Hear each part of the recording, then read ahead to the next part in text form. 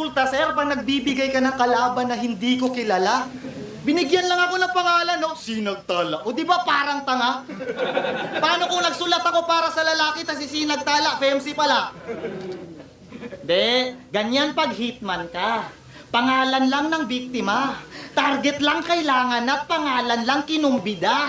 Magiging tao ka lang pag mas nakilala na kita. Mas malala yung halaga, presyong ice water lang pala. Tirador to na gago. Hindi malinis magtrabaho. May pangalan o wala, walang pake, pinagsasalo. Di kailangan na magarbo. Madaling makuha ng mga tao. At kung patayan lang usapan, hulugan mo lang ng barya, aba lumalabas na ako.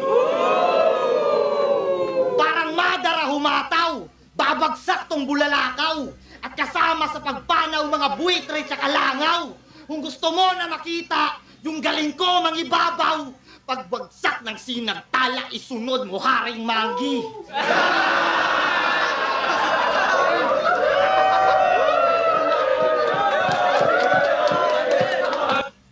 Okay, round 1. Medyo ano dito si Ice Water. Parang hindi ganun kalakas yung round 1 niya, pero ano, nagamit niya yung pangalan niya. Parang yung concept ni J-Block dito, Ice Water, yung pangmasa, yung parang madali maano ng mga tao.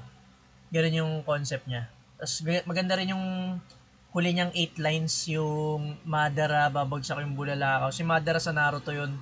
Tapos meron siyang, nung Great War, parang ginamit ni Madara yung nagbagsak siya ng 2 meteor sa sa mga ninja. Yun.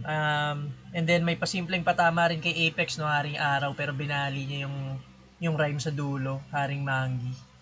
So yun, okay naman yung round 1 niya, no, ni Ice Water, pero panoorin muna natin yung round 1 ni Sinagtala or ni GL.